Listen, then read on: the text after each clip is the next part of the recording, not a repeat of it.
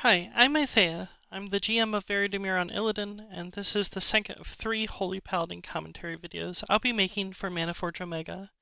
I wanted to make these videos as we have many incredible Holy Paladin players in the WoW community, but none of them make commentary videos, explaining their thoughts and why they do what they do during the poll. I hope by sharing my thoughts on how I approach Holy Paladin on the harder bosses this tier, I'm able to help you feel more confident going into your own progression on these bosses. This video isn't going to be a boss guide per se, but I will briefly describe the relevant mechanics to my thought process and healing decisions as we approach them. Now, I'm a firm believer that when someone is offering you advice, you should consider the source before listening to them. With that in mind, here's a brief overview of my performance on Holy Paladin this tier.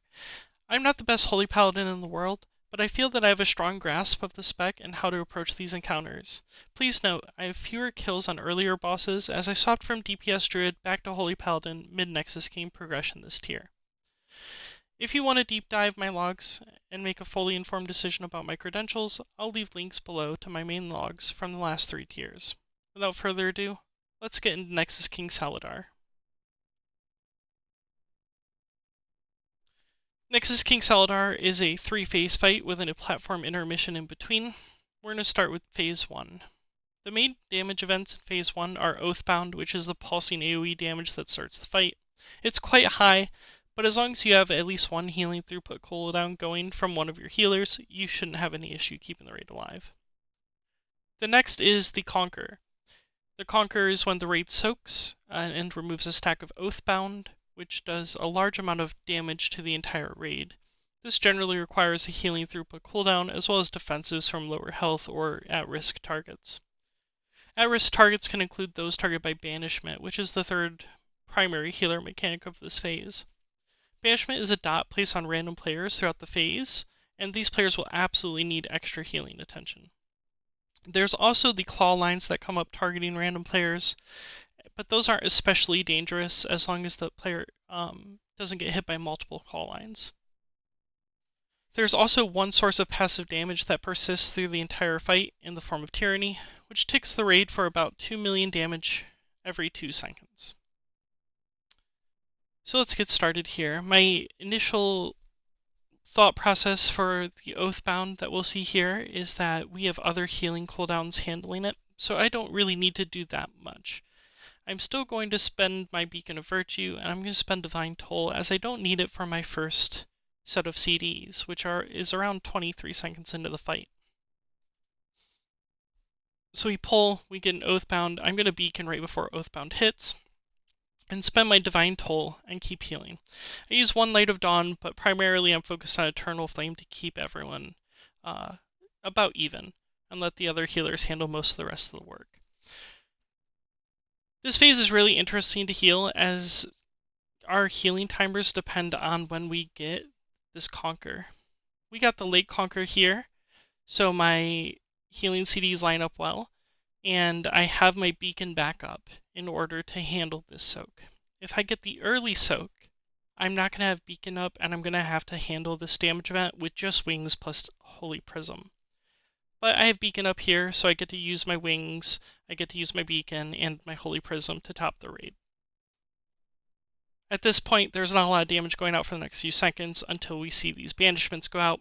They hit 4 players, and I have the debuff showing on each of them. I'm focusing my healing on them while just moving and dealing with the claw lines as well. Next up, we get our first ghost, so make sure you look at that, and keep focusing healing on those with the Banishment debuff. This is pretty safe, but we do get a quick Conquer here, which is kind of the worst case scenario.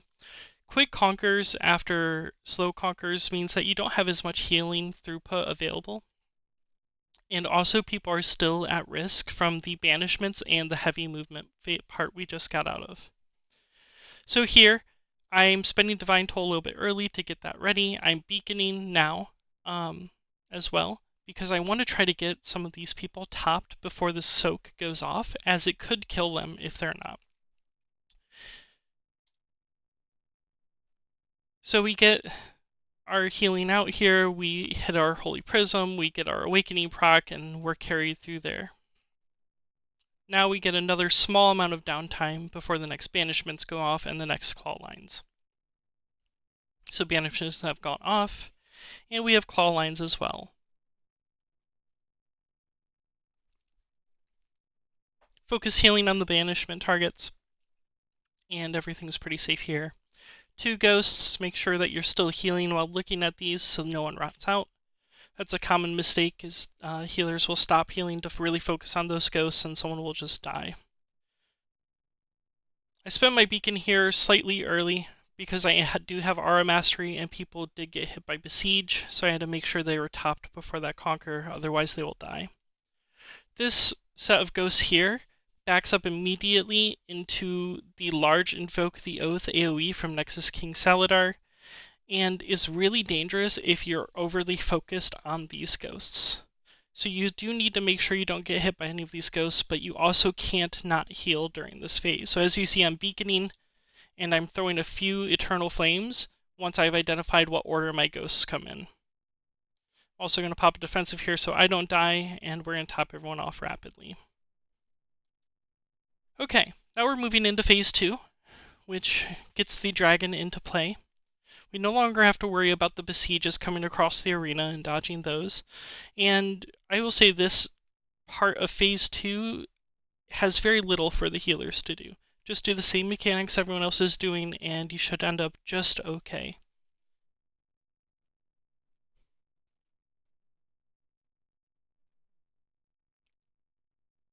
So we stack between these 2 drops and our tanks pull the boss back. We're standing on our gate, which is where our raid leader wants us to stand. I'm popping a wings here.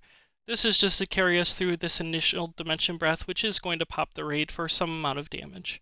But really, it's to get my wings on cooldown, as I'm not going to use it on the platforms. I'm instead going to use it during the damage amp.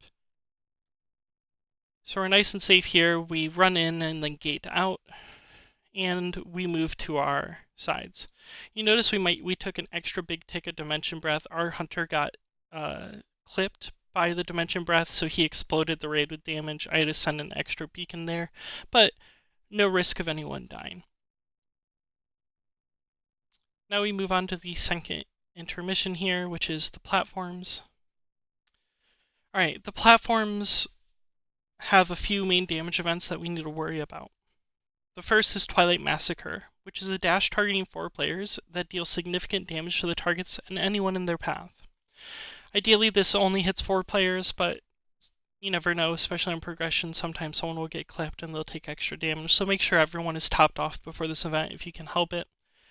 If you progged Nexus Princess Kaiveza, you're familiar with the Twilight Massacre mechanic. And next is the Reap.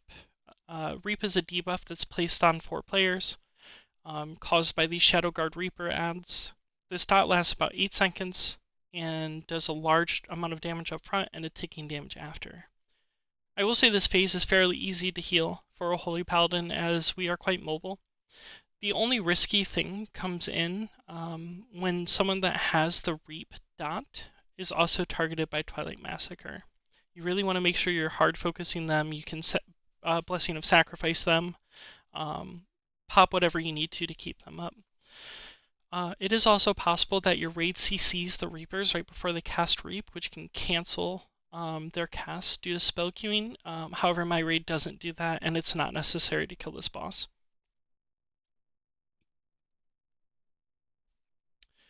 So you see, I'm just spending my Infusion of Light procs. I'm going to spend my Holy Prism and my Divine Toll here once people start taking damage to get them on cooldown, get them cycled, and make sure everyone stays healthy for this Twilight Massacre. Keep them up. You can play in melee if you want to heal everyone a little bit more, but I found it's better to keep my melee area clean for my melee players, as that is pretty hectic for them, and I don't want them to not be able to hit these targets. Going to almost beacon on CD and make sure that I can keep the targets of the Reap dot up, especially if they're targeted by Twilight Massacre like Torrential is. So I make sure I give her some extra healing. I Blessing of Sacrificed her there to top her up. And this phase is over. It's really not that bad anymore, especially if you're healing with someone else. If you are solo healing, you have to pay a little bit more attention to how you use your beacon and overlap it with the Reap application. Okay. Moving into the second part of Phase 2, it's the same thing as the first time when the dragon came down. Very low damage to the raid. You can use this time to top everyone off. Do not spend any big CDs here. Don't spend Divine Toll. If Prism is already up at this point, you can spend it as it might be back up in time. But generally, you don't need to spend anything because the damage coming out here is very, very low. So we get our Dimension Breath, which is going to end up taking the raid here. We run out and then gate in because it's the opposite of what we did the first time.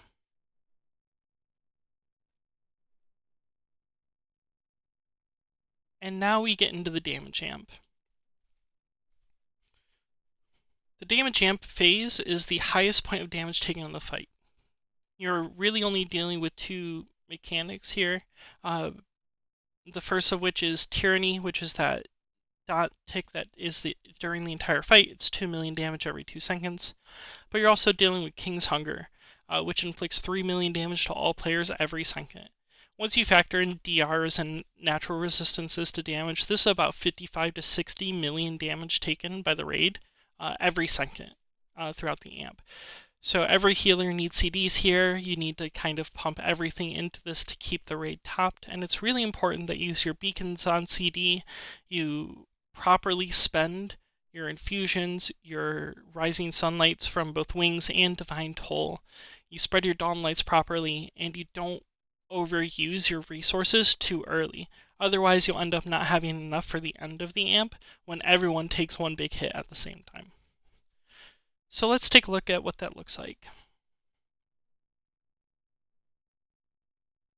So I'm waiting for the damage amp to start and people to start taking damage, and then I pop wings. I use my awakening proc to extend my wings. I pop my beacon, and then I pop my prism here and spread my dawn lights.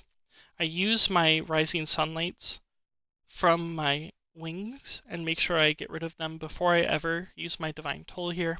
I'm also waiting to use divine toll until beacon comes back up to maximize my throughput here. So I'm a beacon again. I'm going to spend my holy power, spend my infusions. Seems like I waited for another beacon. I had plenty of infusion procs, so I didn't want to waste it. And now I have very little. So I pop my Aura Mastery here as everyone's about to take the damage. I have beacon up, I have my rising sunlights and full holy power, so I'm able to snipe a few people here before they die. Unfortunately, I wasn't able to save everyone, but I think a few people took double hits of those lines there. Finally, we come into Phase 3, which in a lot of ways is the simplest phase. There's only a couple mechanics in this phase for everyone to deal with, and only 2 of those cause actual damage to the raid. The first is Galactic Smash. This is this mechanic you can see up here, where he drops 6 stars that are targeted on players at different points in the room. These stars, when they drop, do massive fall-off damage to the whole raid. The people that take the most damage are those closest to them, and they will need to be topped off and probably use a personal as well, or they will die. Everyone else takes a moderate amount of damage and gets pulled to them. The second raid damage is in Starkiller Swing. This targets 3 players twice per Galactic Smash, and anyone hit by the projectile that he shoots out to hit those stars will get a debuff that lasts 8 seconds and does about 2 million damage a second. In our experience, the Galactic Smash is the deadlier of the 2 damage events, and it felt as long as the healers were paying attention to those hit by Starkiller Swing, the debuffs weren't actually any threat. So let's take a look at what this is. So I get targeted by a Galactic Smash, so I'm going to drop off my debuff in my proper position here. I'm going to also pop my Divine Protection here, just to reduce the damage I'm taking. You can see how much damage I took even through my DR, and you can see Small Toe almost died from his drop. This is quite heavy, as I said, and you really want to make sure you're focusing these people. From here, this phase is all about timing and just really taking your time with these spikes. You don't want to rush them, and you don't want to start going after they appear. You want to move the second they disappear, so you have maximum time to just very calmly move. Az took a spike, so I'm going to res him before these Starkiller Swings. You can see that Bloody Boys took a Starkiller swing. It did about 40% of his health up front, and then the ticking damage is very light here. We have him focused, but he isn't actually at risk of dying.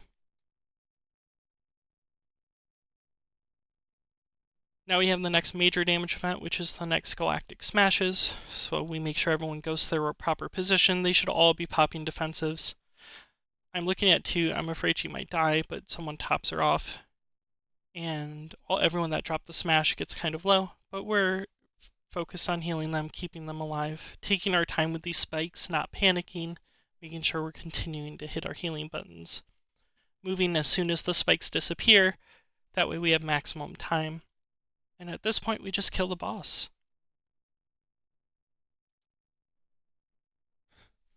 Well, I hope this video helps you with your own progression on this fun and admittedly very hectic boss. Please leave a comment below if you found this video helpful. And if you're starting Demencius, feel free to check out my commentary video on him as well. Thank you for watching.